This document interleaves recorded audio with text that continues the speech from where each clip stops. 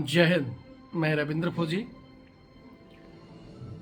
अभी 3 important case जो कि मेरे पास आए हुए हैं। एक केस जिसमें हमारे एक सेना का जवान जो कि पैरा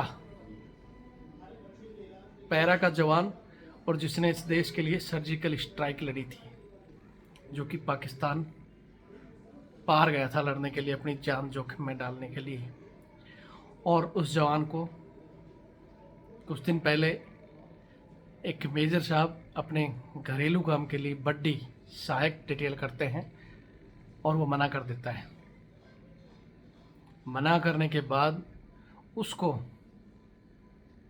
इतना टॉर्चर, इतना एक चक्रव्यूह रचा गया और वो जवान कल अपनी यूनिट छोड़कर कहीं चला गया है। आज मैं इस वीडियो में उनकी डिटेल नहीं दे रहा हूँ, मैं सिर्फ एक चीज़ बताना चाह रहा हूँ, क्योंकि मैं भी एक तो बाहर हूँ, कहीं दीपावली है लेकिन मैं अपने घर से बाहर हूँ किसी काम की वजह से, इसलिए ये 2-3 समस्या आई, मैं वीडियो नहीं बना पाया। लेकिन मैं बताना चाहता हूँ कि अपनी कुर्सी का, अपनी पावर का कैसे दुरुपयोग कर रहे हैं हमारे आर्मी अधिकारी, जिन पर लोग विश्वास करते हैं। पुलिस पर तो वैसे ही विश्वास नहीं होता लोगों का, क्योंकि पुलिस तो ये कारनामे करती ही करती है, लेकिन हमारे अधिकारी भी, सेना, पैरामिलिट्री फोर्स, जवानों को जो अपने पैर की जूती समझते हैं, उनकी ये कहानी है। आज मैं डिटेल नहीं दे रहा हूँ, क्योंकि मैंने उस जवान को कहा कि पहले आप अपने घर जाकर अपने बीवी बच्चों से बात करके फिर बताना कि करना क्या है।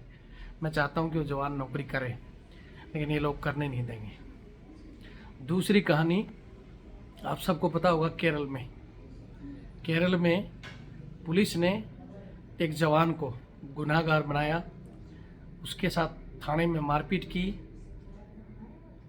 हालांकि जब एक थानेदार ने उसको मारा तो जवान तो फौजी है ही, और फौजी का जब हाथ उठ जाता है तो उस थानेदार का तो उन्होंने हिसाब वहीं क्लियर कर दिया था, लेकिन बाकी बाद में सब लोगों ने उसको मारा और ले जाकर, वही है कि हमारा जो जज बोलते हैं कानून की आंखों पर पट्टी बंधी है, लेकिन वो पट्टी इसलिए बनती है कि चाहे 10 गुनाहगार छूट जाए लेकिन एक बेगुनाह को सजा ना हो। लेकिन पता नहीं अब कौन सी डिग्री करके आते हैं लोग। पुलिस ने कह दिया और उन्होंने बिना किसी सोचे समझे उस फौजी को जेल भेज दिया। 12 दिन रिमांड मांगी गई, 12 दिन रिमांड दे दी, फिर उसके साथ इतनी मारपीट, और मारपीट करने के बाद लेकिन वो फौजी बोलते ना, अगर सही है तो वो कभी भी चुप नहीं बैठेगा, लड़ेगा। वो लड़ा, बाहर आकर इंक्वायरी करवाई, और आज वो 4 पुलिस वाले सस्पेंड हुए हैं। लेकिन मैं चाहता हूँ कि ऐसे लोगों को सस्पेंड करने से काम चलेगा। ऐसे लोगों को बर्खास्त किया जाए जिन्होंने अपनी कुर्सी का दुरुपयोग किया, जिन्होंने कानून का दुरुपयोग किया। 10 गुनाहगार अगर कानून से बच जाएं तो फिर फंसेंगे, लेकिन अगर एक बेगुनाह फंस गया तो उसकी पूरी ज़िंदगी बर्बाद हो जाती है। तो ऐसे लोगों को सस्पेंड किया जाए। उनकी कहानी भी मैं, जैसे मैंने बताया, बाहर हूँ, पूरी कहानी बताऊँगा आज शाम को, या फिर कल दीपावली है, परसों। उसके अलावा एक फौजी यूपी उत्तर प्रदेश में छुट्टी आया हुआ है, और वहाँ भी सेम एक ड्रामा करके यूपी पुलिस ने उस जवान को जेल में डाल दिया है। हालांकि मैंने उसकी डिटेल मांगी है, अभी पूरी डिटेल मेरे पास नहीं आई है, लेकिन सेम जैसे केरल में कहानी हुई वैसे ये कहानी बनाई गई।